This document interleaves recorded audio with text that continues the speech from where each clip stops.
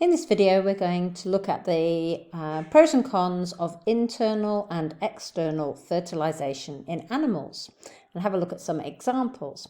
We're going to start off with this image, and I want you to pause the video and take a moment to see all the different labels and graphics and branching bits of this evolutionary tree. Have a think about what it might mean and ask some questions, I wonder questions. So pause the video and give yourself a few minutes to have a good look at this image. So hopefully, as you were thinking and noticing things and thinking about what they might mean and what the relationships are between different organisms and asking yourselves questions, you will have noticed that there is an evolution here showing really the history of internal fertilisation. So internal fertilisation means that sperm needs to be delivered into the female. So in the fossil record, down here in these pink organisms, we have bony claspers that would hold the male and the female together. This then becomes cartilaginous, and then there's the evolution of the modern penis where you'd actually introduce sperm directly inside the female. So it's quite interesting to see that over time there has been a move towards guiding the sperm directly into the female. And this must have some evolutionary advantages, because it means that although you've got to find a mate, it does mean that the organism that's developing the offspring is going to develop inside the body of the female. So it's going to be protected. It's much more likely to be a successful fertilization event. There can be some selection of mates within that, which is going to require a bit of energy. So the male's going to have to display to the females so that they are chosen to be the mates. But the young will grow more successfully, but there won't be as much genetic diversity because you've only really got 1 or 2 eggs and 1 or 2 sperm taking part in the fertilization events.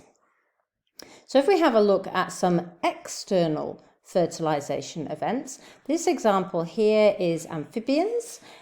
It's frog spawn. So on the left, we've got some striped marsh frogs, which are very common in this area of New South Wales.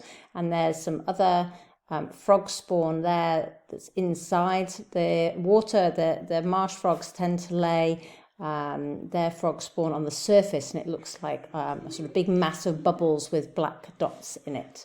So you can see here that there's a very large number of eggs and sperm, but we've got the problem that the offspring are going to be vulnerable. They are going to be developing in water. They're not protected by the body of the mum. They are open to be eaten. They also might dry out because all of these external fertilization events need to happen in a moistened environment, like in a pond.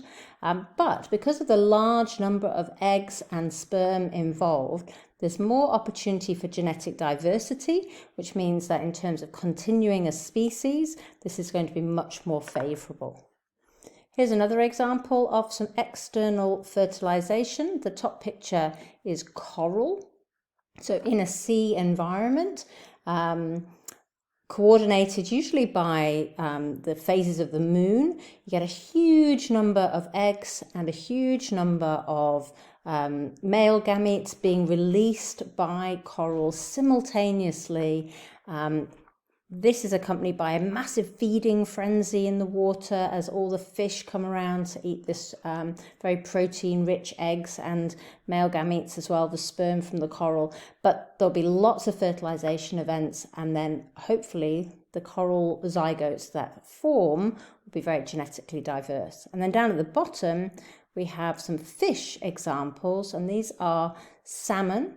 The red, the pink, is salmon roe. That's the eggs. They've been laid down at the bottom of a stream, and then the males come along in this picture on the right and spray out the sperm just into the water. And it's just pot luck whether an egg gets fertilized, but there's a large potential for it to be fertilized, but there's also a large amount of wastage.